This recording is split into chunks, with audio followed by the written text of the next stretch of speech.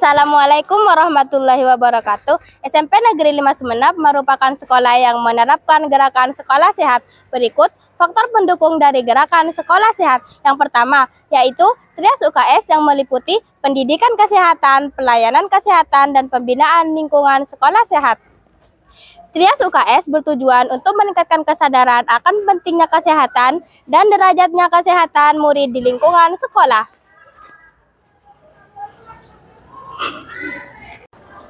Faktor pendukung yang kedua yaitu terdapat 8 golongan yang merujuk pada 8 masalah kesehatan dan perilaku yang menjadi fokus program di lingkungan sekolah, yaitu yang pertama, kenakalan remaja, yang kedua, rokok, yang ketiga, narkoba, yang keempat, HIV/AIDS, yang kelima, kehamilan pranikah, yang keenam, cacingan, yang ketujuh, anemia, dan yang terakhir, hepatitis B.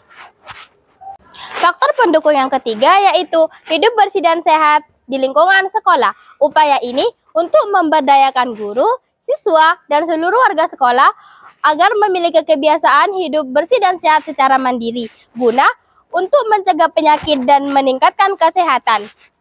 Adapun indikator PHBS di lingkungan sekolah yaitu yang pertama, mencuci tangan dengan sabun menggunakan air mengalir, yang kedua, jajanan sehat di kantin, yang ketiga, membuang sampah pada tempatnya, yang keempat, kegiatan olahraga di sekolah, yang kelima, menjaga kebersihan lingkungan sekolah, yang keenam, tidak merokok di lingkungan sekolah, yang ketujuh, memberantas jentik dan nyamuk, dan yang terakhir, membuang air kecil dan besar di jamban sekolah.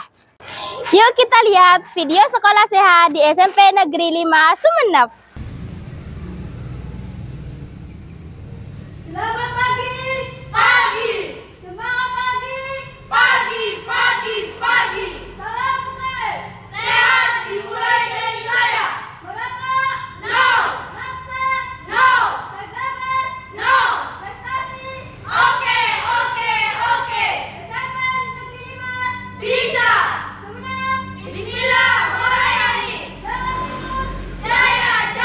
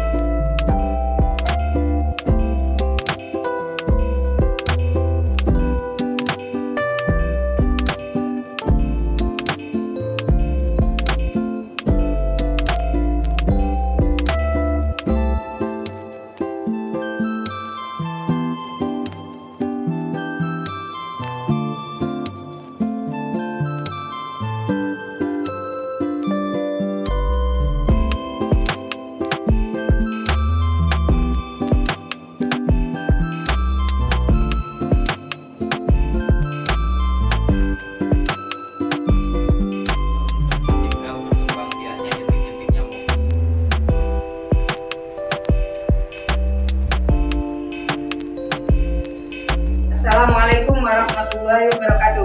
Waalaikumsalam warahmatullahi wabarakatuh. Salam sehat. Sehat dimulai dari saya. Nah, ya. Ibu di sini mau menyampaikan 8 goal UKS. Goal artinya 8 emas yang harus diketahui, yang harus dijalankan oleh kalian. Yang pertama, kenakalan remaja. Kenapa kenakalan remaja selalu dibahas ya di mana-mana? Karena dampaknya sangat jelek terhadap masa depan kamu.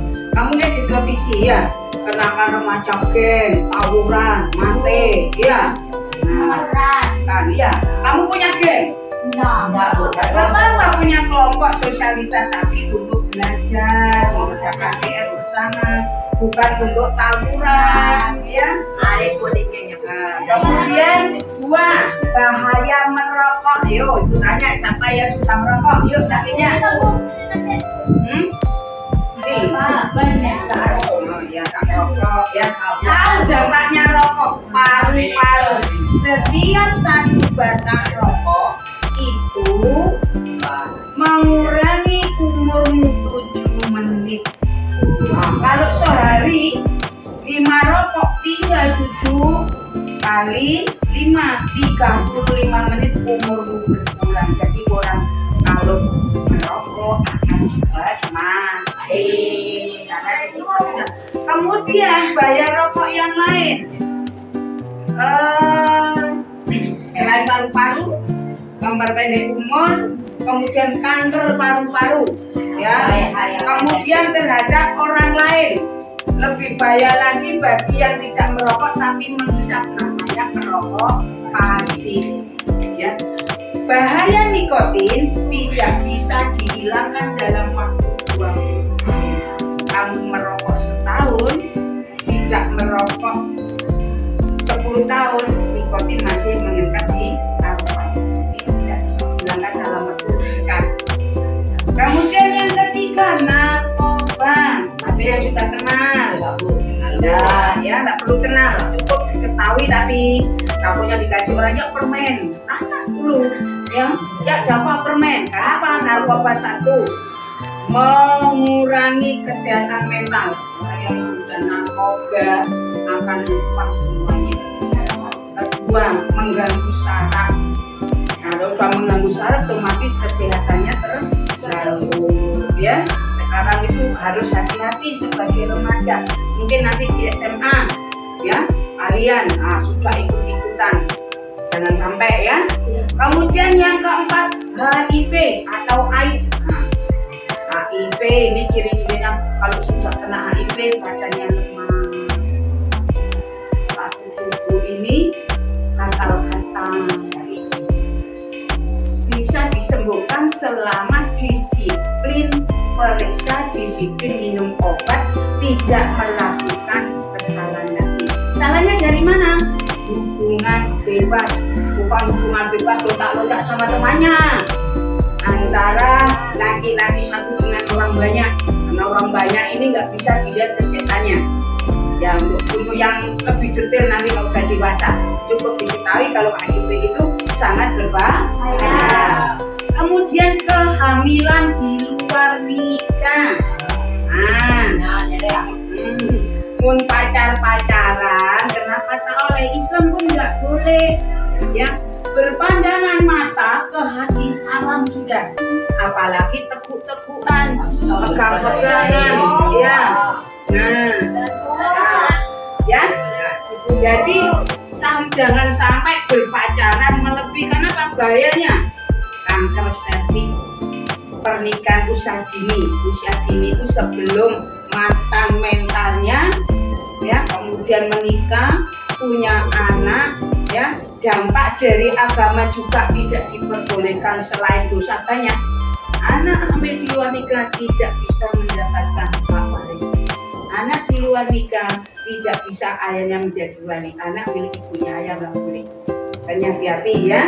Karena itu kemudian lagi akan merusak nasab atau keturunan dalam Islam. Kalau dalam ilmu kesehatan terlalu dini, lagi kanker serviks, mentalnya belum siap, akhirnya kesehatan anaknya tidak mengerti, ya.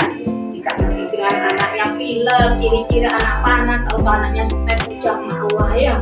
Nah, tak ngerti karena kejang-kejang itu akan mengganggu saraf akhirnya anaknya tak cerdas.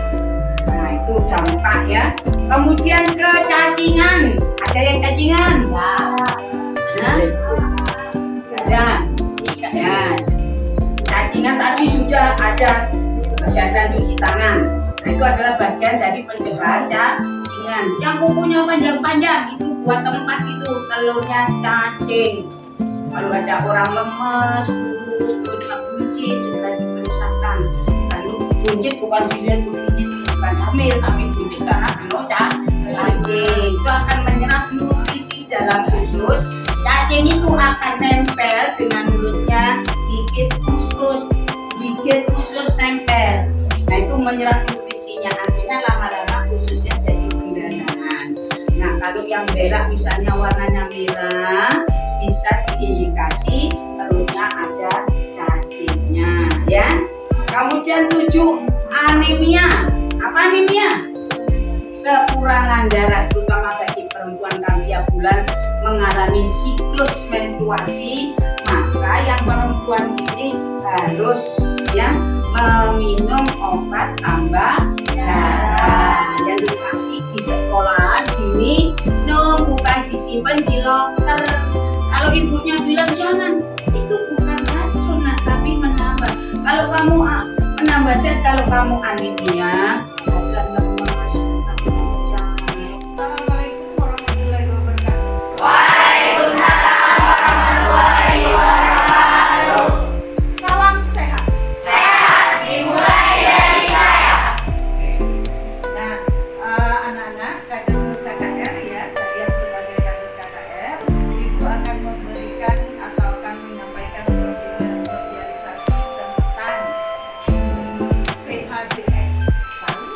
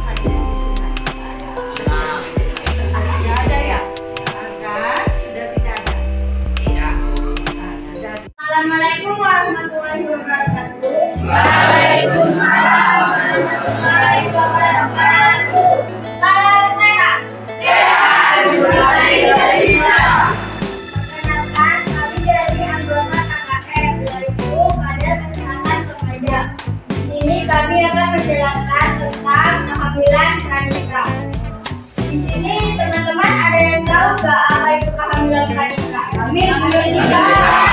Ya benar sekali. Ada yang tahu apa bahayanya itu pranikah lebih dulu nikah? Nah, ada 3 bahaya yang terjadi ketika kita hamil pranikah, yaitu yang pertama mendapatkan kehamilan yang tidak diinginkan, dan yang kedua kehamilan remaja lebih berisiko dan menyebabkan putus sekolah. Jika kita hamil di luar nikah, maka kita akan putus sekolah, akan dikeluarkan dari sekolah. Dan yang ketiga, berisiko terkena penyakit menular. Apa itu? Apa aja ya macamnya penyakit menular? Jadi, nah, tuh ada HIV dan AIDS. Ait. Di sini ada yang tahu resikonya hamil pranikah? Yang pertama yaitu tertular penyakit seperti yang saya jelaskan tadi, yaitu penyakit HIV dan penyakit AIDS. Yang kedua, hamil usia muda. Hamil usia muda itu tentunya tidak mudah bagi kita.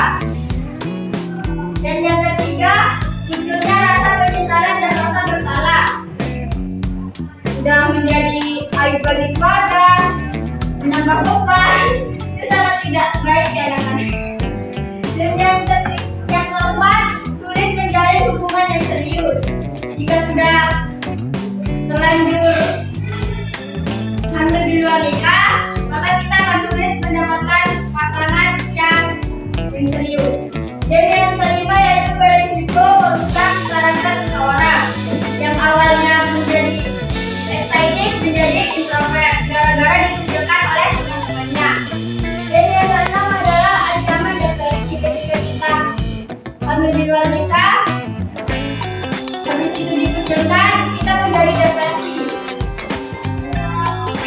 Ya, stres gimana ini ya? Saya dikucilkan, saya menjadi berkeluarga, akhirnya lama-lama depresinya berkurang.